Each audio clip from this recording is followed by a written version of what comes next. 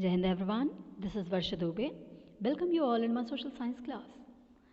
आज के इस वीडियो लेक्चर में हम क्लास 9th के चैप्टर 4 का एक नया टॉपिक आगे कंटिन्यू करेंगे और इस टॉपिक का नाम है acceptance of election outcome. As you all know that we have already discussed the two dimensions which are helpful to make election in India democratic. आप सभी जानते हो हमने अब तक उन दो डायमेंशंस के बारे में पढ़ लिया जो ये प्रूव करते हैं कि yes the election held in India are democratic. Bharat में होने वाले इलेक्शन जो हैं वो पूरी तरीके से लोकतांत्रिक तरीके से करवाए जाते हैं. We had studied about election commission and popular participations of the people in election. इन दो डायमेंशन के बारे में हम अब तक डीपली पढ़ चुके हैं. इलेक्शन कमीशन के बारे में हमने देखा कि किस तरीके से वो फ्री है और फेयर इंडिपेंडेंट होकर के अपना काम करता है.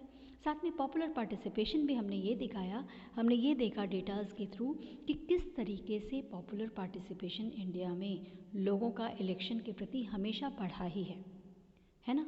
और अगर कभी नहीं भी बढ़ा तो स्टेबल रहा, लेकिन डाउनफॉल उसमें कभी नहीं आया.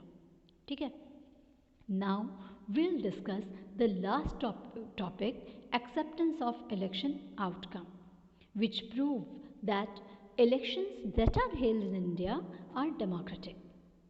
Outcomes means क्या होता है? Outcomes means होता है result. मतलब आफ्टर इलेक्शन जो भी परिणाम या जो भी रिजल्ट निकलता है वो बताता है कि इलेक्शन वॉज डेमोक्रेटिक और नॉट. इलेक्शन जो हुआ वो लोकतांत्रिक था या नहीं था. तो चलिए शुरू करते हैं. Final test is outcome itself. Final test is outcome itself. देखो, if outcome is transparent and justified, it itself proves the election's quality. The outcomes of India's election speaks for itself. Bharat में होने वाला इलेक्शन जो है वो इसका जो result, इसका जो परिणाम आता है वो अपने आप में ये बयां कर देता है कि हाँ, भारत में होने वाला इलेक्शन ट्रांसपेरेंट है, पूरी तरीके से डेमोक्रेटिक है और जस्टिफाइड मैनर में लोगों के साथ अनजस्टिस कहीं नहीं होता है ना. नेक्स्ट है the ruling parties routinely loss election in India both at the national और स्टेट लेवल. देखिए, if you have a look on the history of election in India, so many times the ruling party not won the election in spite of being powerful, which proves that Indian election is democratic और transparent. कई बार आपने गौर किया होगा कि सत्ताधारी जो parties होती हैं, जो रूलिंग पार्टीज़ होती हैं, वो भी ज़रूरी नहीं कि हर बार वही इलेक्शन जीतें, वो भी अपनी सत्ता से हाथ धोती हैं, है ना. उन्हें भी हार का सामना करना पड़ता है. ये क्या बताता है? ये बताता है कि रूलिंग पार्टी का ज़रूरी नहीं, मतलब बहुत ही पावरफुल है भाई, वो सत्ता में है तो जाहिर सी बात है उनके हाथ में पावर ज़्यादा होगा कंपैरेटिवली अदर्स के. ठीक है. लेकिन फिर भी वो इलेक्शन हारती हैं. इसका मतलब क्या है कि भारत में इलेक्शन में ट्रांसपेरेंसी है ना.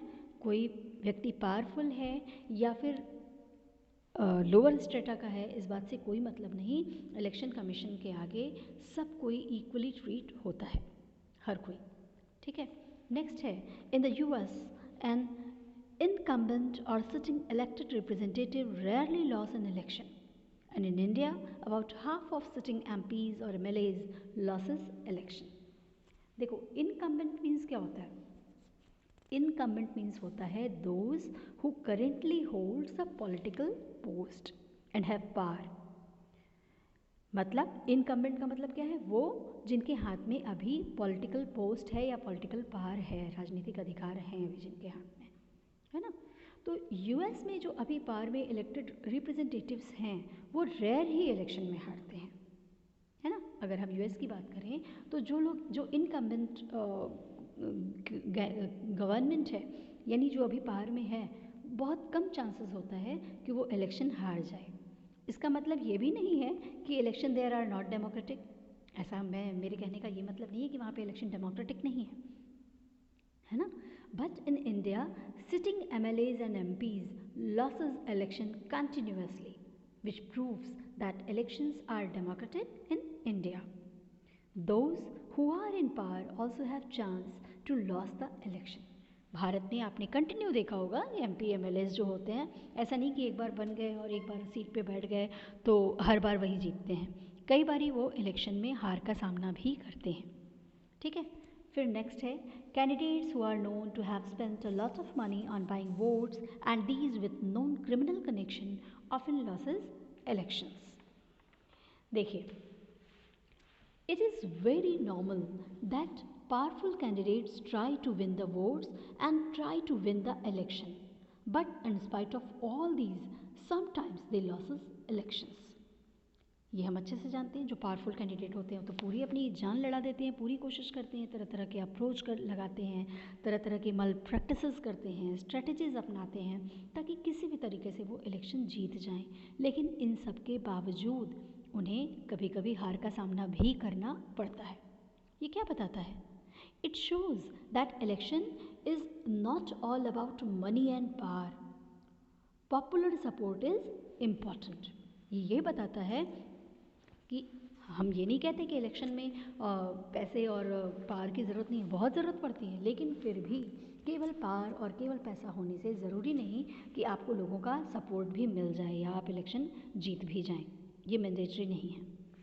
नेक्स्ट है last point, barring very few disputed elections, the electoral outcomes are usually accepted as people's verdict by the defected party. देखो, the result of election is acceptable by both the winning party and the loser party. They consider this as the people's verdict. Verdict का मतलब होता है जनादेश, लोगों का आदेश, means people's opinion. They rarely demanded for re-election. Bharat में election जब भी हुए तो किसी पार्टी की हार हुई हो या जीत हुई हो, थोड़ा सा भाई वो विचारों में मतभेद भले ही हो सकता है, लेकिन आज तक कभी ऐसा नहीं हुआ कि री इलेक्शन कराया गया हो या उन्होंने री इलेक्शन की दोबारा इलेक्शन की डिमांड की हो। जो भी आदेश था थोड़े डिस्प्यूट के बावजूद वो एक्सेप्ट अंत में कर ही लेते हैं और इसको वो पीपल्स ओपिनियन या पीपल्स वर्डिक्ट यानी जनादेश मानते हैं। तो इस तरीके से हम कह सकते हैं कि acceptance of outcomes proves that in India elections are democratic, है ना। इस तरीके से हम ये कह सकते हैं कि भारत में होने वाला इलेक्शन कम्प्लीटली डेमोक्रेटिक है, ट्रांसपेरेंट है और अच्छे तरीके से कंडक्ट कराया जाता है। Now in next video we'll discuss about the challenges to free and fair elections which we'll have to overcome. आज के लिए तो इतना ही। अब तक हमने ये सारी चीज़ें पढ़ ली, लेकिन अगले वीडियो में हम ये देखेंगे कि भारत में भाई आपने अब तक तो सब कुछ पढ़ा, फ्री फेयर आपका ईसी है, इलेक्शन कमीशन है, पॉपुलर पार्टिसिपेशंस है, सारी चीज़ें हैं, लेकिन इसके बावजूद ऐसा नहीं है कि इलेक्शन कराना इतना आसान है। बहुत सारे ऑब्स्टिकल्स हैं, बहुत सारी चैलेंजेस हैं जो झेलने पड़ते हैं, है ना। फ्री और फेयर इलेक्शन कराने में हमें बहुत सारी चैलेंजेस को, बाधाओं को का सामना करना पड़ता है। तो हमारे अगला वीडियो इसी पे होगा और टॉपिक होगा challenges to free and fair elections. So that's it for today. Please stay connected, keep learning and like, share and subscribe my video and don't forget to hit on the bell icon to get the notification of my upcoming video. Thank you. Jai Hind.